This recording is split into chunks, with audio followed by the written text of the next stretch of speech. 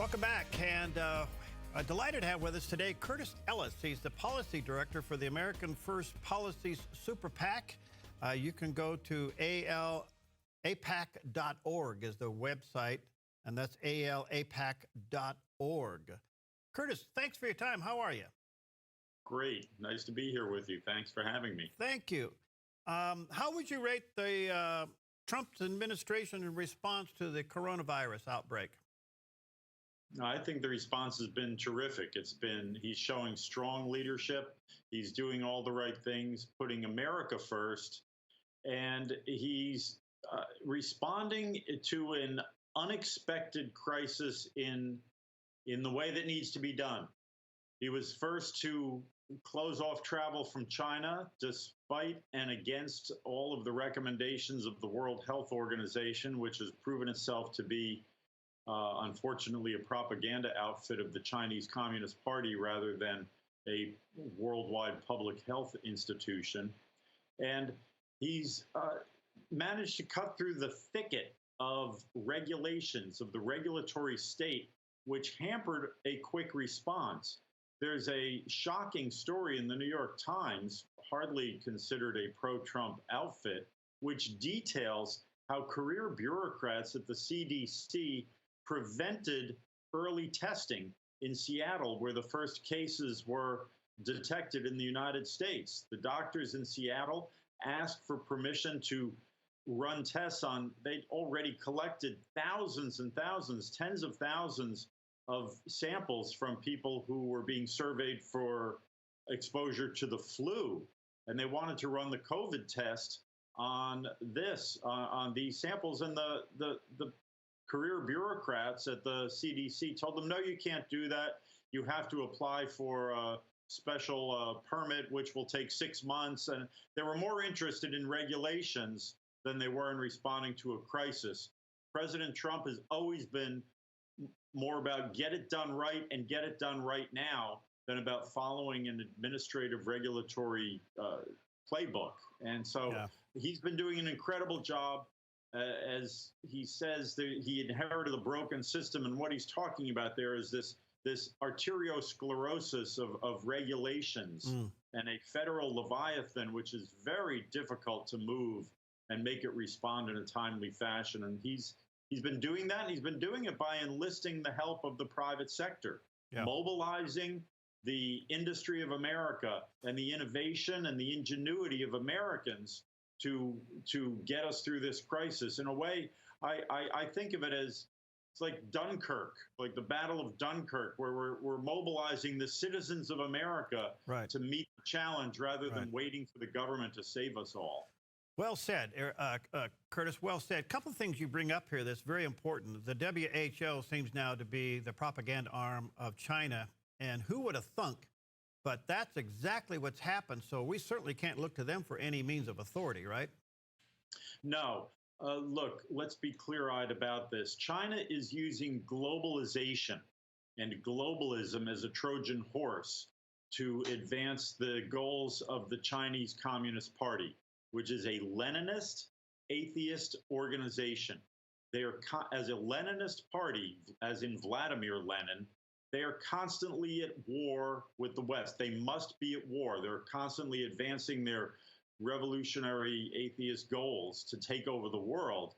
And they're using globalism and the institutions of the United Nations to do this. I know that may sound a little like crack pottery or something, but it's not an exaggeration. There is hard evidence. We know the Director General of the World Health Organization, Tedros, he was a member of a Leninist party in Ethiopia. As health minister of Ethiopia, he covered up cholera epidemics in that country. The Chinese have invested heavily in Ethiopia. They built the headquarters of the Africa Centers for Disease Control. They built the Parliament building in Addis Ababa. They're heavily invested in Africa in general and in Ethiopia in particular. And we've seen how the World Health Organization, under this Director General's leadership, has barred Taiwan from participating.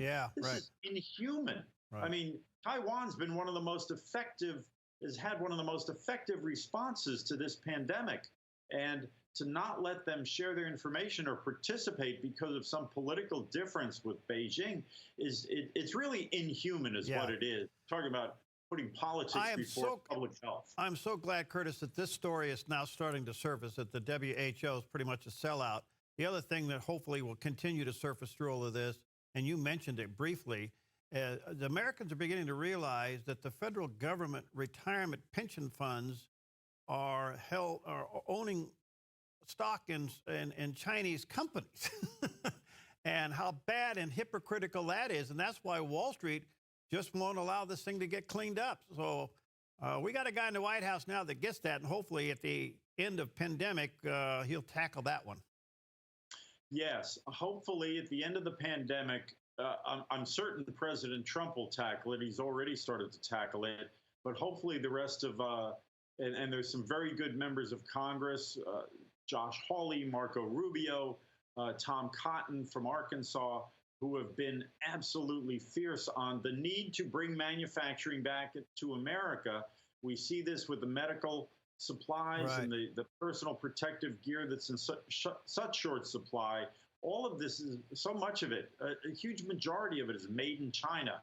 We can't do that. We can't be dependent on a hostile foreign power for the essential goods that make our life run. And you brought up such a good point. The money from our own federal and military retirees' pension plans is being fed into China. It's being fed into the Chinese Communist Party-owned enterprises. Some of them are directly responsible for building weapons. The companies that, let me just say this clearly, the money from our military veterans' pension funds is being directed to invest in the Chinese Communist Party military contractors that are building weapons aimed at Americans now. This is shocking and cannot go on. Yeah. The American companies, the Wall Street investing class, the people in charge of it, I don't mean investors, I mean the people directing these funds, have to realize that the Chinese Communist Party is a Leninist party. This is not a simple dollar and cents investment decision. Well, will I buy Boeing or will I buy Apple? Will I buy Microsoft stock today or will I buy Nucor Steel stock? You can't put it on the same level as that. There's a national security component to this, and that should become absolutely clear by this pandemic. Thank you for making that very clear, Curtis. A couple other quick things before I run out of time. Isn't it interesting that in the middle of this, the presidential approved numbers go up, Joe Biden's go down, and Governor Cuomo's go up? Look who's on TV all the time.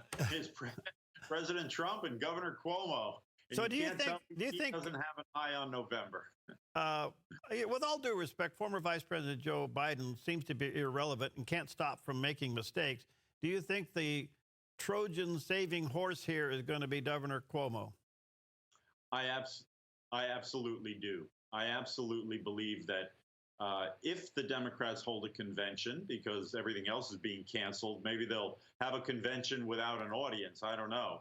And all the delegates will vote by mail, in which case they're all going to write in Cuomo because the Democrats desperately want to beat President Trump. And any sentient being, anybody with eyes and ears can see that Governor Cuomo would be a far more formidable candidate than poor old Joe Biden. Good man, but it's sad to say he just doesn't have it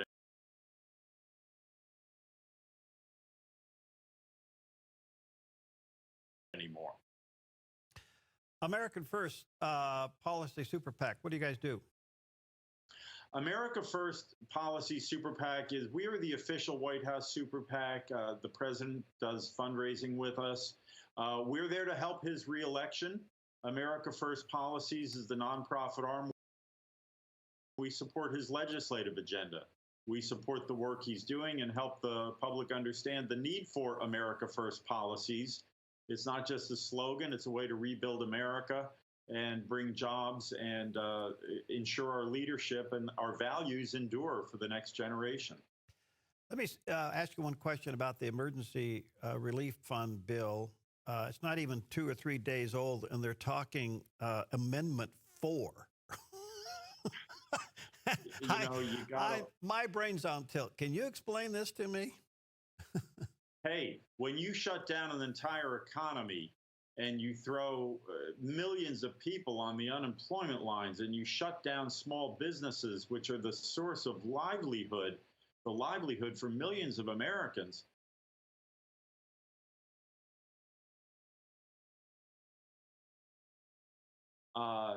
you can't just stand by and let the bread lines form Right. without bread at the front of the line. It's unfortunate. It's sad. No, I get it. I just wondered what Amendment 4 was. Oh my gosh. Well, wait till Nancy Pelosi gets her fingers in that pie. Do you think American people saw through that, the pork that they were doing? I mean, do you think people that really damaged them? It was so obvious. I'm wondering if it's going to stick. Absolutely. I think people saw through it. You can't. There's a crisis now. People are worried about food on the table, and they're concerned about taxpayer funding for abortion. It is so obvious. Giving money to the Kennedy Center, one thing after another that has nothing at all to do with the crisis at hand. It is really obvious. These people just can't help themselves. I mean, the Democrats can't help themselves. They can't help but scratch that itch. It's terrible. Curtis, you're a delight. Thank you, friend, for your time. You could be anywhere. You've given us a few moments this morning. Let me say to our viewers, he's director of the American First Policy Super PAC. You can go to alapac.org is their website, alapac.org. Thank you, Curtis. Let's stay connected. You're a delight. Thank you. Anytime. It's always a pleasure speaking with you. Thank you.